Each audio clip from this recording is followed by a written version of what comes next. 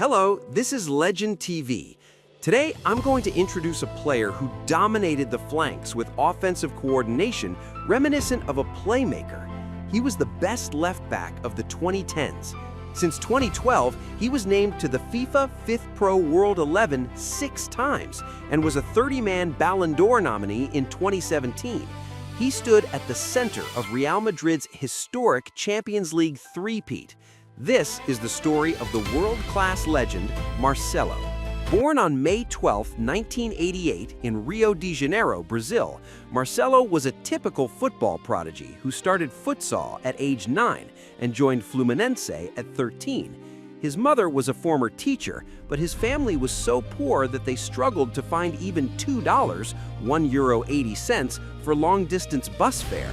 He was on the verge of quitting football, but his grandfather, Pedro, and the club recognized him as the jewel in the crown and supported him so he could continue. In particular, his grandfather Pedro always accompanied him to the training ground. To make ends meet and allow Marcelo to focus on training, Pedro worked 2 or more jobs, including as a bank driver. Marcelo's family was poor, but in Brazil, that was just life. You had to find a way to live. Recognized for his genius potential, Marcelo rose to the first team only 3 years after joining Fluminense and made his debut in 2005. He gave his very first weekly salary of about $15, 14 euros, entirely to his grandfather. After a brilliant 2005-2006 season, he was called up by Dunga to the Brazilian national team in September 2006. At the time, Roberto Carlos had left, and although Gilberto and Correa were on the left, Dunga was preparing a generational shift that included Marcelo. On September 5, 2006, at age 18, Marcelo made his international debut and instantly drew attention as the successor to Roberto Carlos by scoring a fantastic long-range left-footed goal.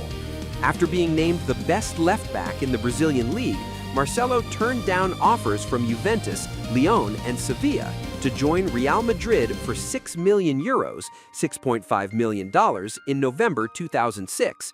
At the inauguration, President Calderón welcomed him, saying, "He is an important new signing. He will bring freshness to the squad and is part of our generational shift plan."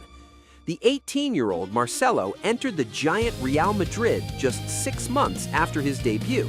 He arrived in January, but Roberto Carlos was still holding down the left side, and Miguel Torres from the youth team was performing well, so there was no easy spot for him. On January 7, 2007, he made his Real Madrid debut as a substitute against Deportivo. However, he showed ineffective overlapping and defensive instability. Manager Fabio Capello even considered giving up on him, but director Mijatovic persuaded Marcelo to stay. It wasn't until the 2007-2008 season, when Roberto Carlos left, that a spot opened up. He wanted to start, but Miguel Torres was still there, and he fell behind in competition with new signing Gabriel Heinze and Royston Drenthe.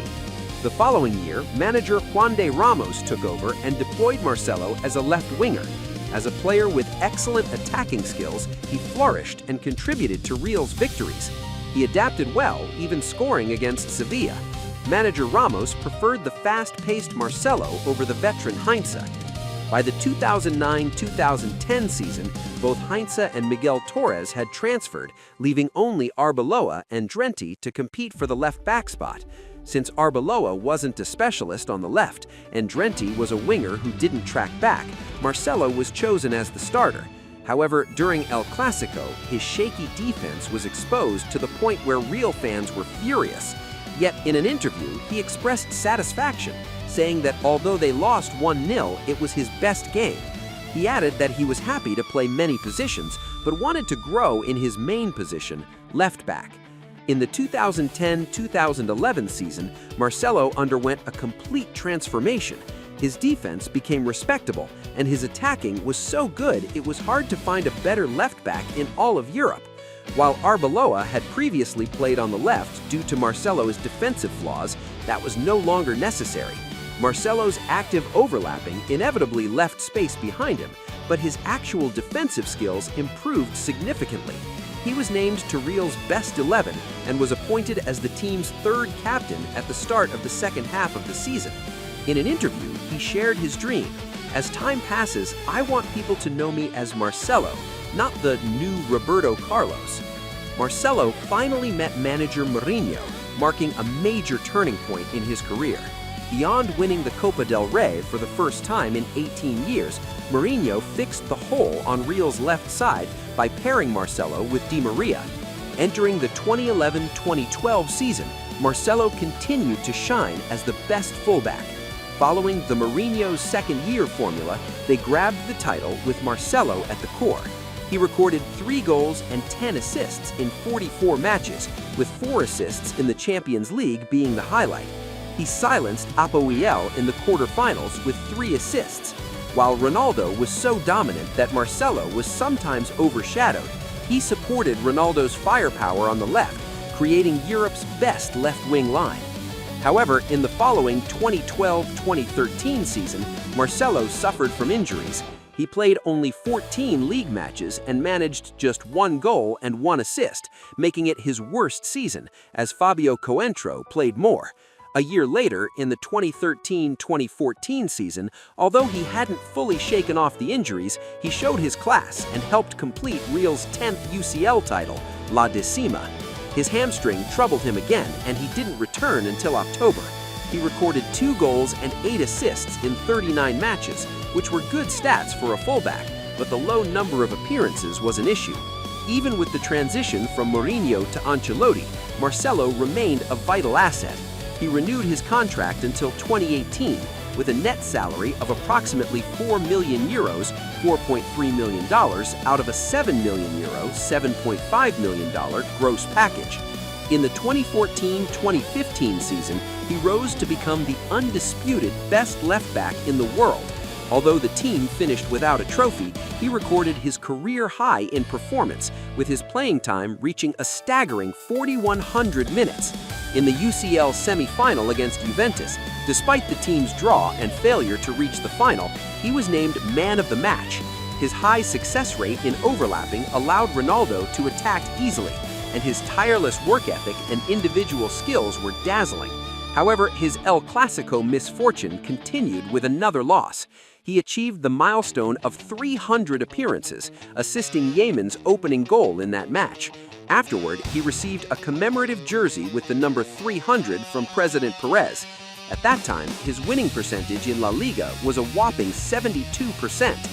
In the 2015-2016 season, he continued to be a trusted starter under new manager Benitez. With Captain Casillas gone and Vice-Captain Ramos often absent early in the season, he started as captain and scored in 2 consecutive matches. Since Coentrão had gone on loan to Monaco, Marcelo had to play more games than ever before, requiring strict condition management. Zinedine Zidane took over as manager and stabilized the team. Marcelo played 41 matches with 2 goals and 4 assists, but his influence on the pitch was far greater than just stats. The backline of Marcelo, Ramos, Pepe, and Carvajal achieved Real's 11th UCL title. By then, with 353 appearances, he was becoming a real legend. Meanwhile, the debate over the world's best left back began between Marcelo, Bayern's Alaba, and Chelsea's Azpilicueta. In the 2016-2017 season, Marcelo missed the Copa del Rey due to injury and struggled early despite a solid pre-season. However, he soon regained his form and dominated the left line. He assisted goals for Bale and Ronaldo with sharp crosses and consistently performed defensively. In the UCL, he showed a masterclass against Bayern Munich, proving why he was the world's best left back and assisted Ronaldo's 100th UCL goal. While Ronaldo received a 9.46 rating that day, some outlets gave Marcelo a perfect 10 out of 10. He finished with 10 assists in the league alone, the only defender in Europe's top 5 leagues to do so, and assisted Asensio's goal in the UCL final. In the 2017-2018 season, after playing 47 matches the previous year, overwork became a concern, leading to the signing of Theo Hernandez. With right back Carvajal out due to a heart condition, the focus on Marcelo increased. Real faced a crisis after losing in the league and the Copa del Rey quarterfinals. Even so, Marcelo showed great chemistry with Asensio, leading a revival that resulted in Real's third consecutive UCL title. In the national team, he had been out of favor under Dunga, but returned under manager Tite, helping Brazil finish first in the South American qualifiers for the Russia World Cup. Though he started as the successor to Roberto Carlos, he was now performing as the one and only Marcelo. However, the boy who joined at 18 was now well over 30 in 2019, and the frequency of injuries was increasing. In the 2019-2020 season, he could only play 15 league matches, and his position began to shake as newcomer Ferland Mendy performed better than expected. Time cannot be fooled. Manager Zidane respected Marcelo but used Mendy more, and Marcelo had to prepare to say goodbye to Real. He was now a veteran at 33, and with his contract set to expire in June 2022, even a world-class player couldn't stop time.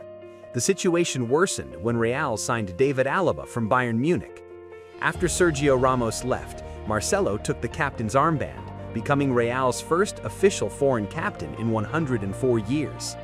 Manager Ancelotti, returning after 6 years, preferred Mendy and Nacho over Marcelo. The decline of this legendary Brazilian fullback was a shock. In 2021, for the first time since 2005, not a single Brazilian, including Marcelo, who had been there 6 times, was named to the FIFA World 11. In May 2022, after Real won the Champions League, Marcelo announced his departure. He had been a substitute in the final. After collecting his 25th trophy at Real Madrid, he finished his journey in the final league match. Fittingly, the last opponent was Betis, featuring Joaquin. The two legends recognized each other and bowed in a gesture of mutual respect. In the summer of 2022, after his contract expired, he turned down numerous offers to stay in Europe and joined Olympiacos in Greece. However, his physical strength had dropped so much that he couldn't play 30 minutes a game. Everyone expected him to retire, but surprisingly, his final choice was his home team, Fluminense. Returning after 16 years, he decided to spend the twilight of his career there. He proved his skill by scoring a wonder goal in the State League final against Flamengo to secure the trophy. He brought the ultimate romance of a footballer back to his boyhood club. The peak of this romance was the Copa Libertadores. In this tournament to decide the best club in South America, Marcelo started the final and led the team to its first ever title, achieving his 28th career trophy. After adding 2 more titles to reach a total of 30 trophies, Marcelo abruptly parted ways with the team after a dispute with manager Menezes. Ultimately, Marcelo stopped looking for a new team and decided to retire on February 6, 2025. During the era when Brazilian football was at its strongest, there were incredible fullbacks like Roberto Carlos, Cafu, Marcelo, Deni Alves, and Maicon who could overwhelm opponents. Marcelo, who silently fulfilled his role for a long time at Real Madrid, is often classified as a supporting actor in the shadow of Ronaldo during the UCL three-peat era. However, wasn't Marcelo's consistency the true driving force behind the greatness of the 2010s Real Madrid? If you enjoyed this, please like and subscribe.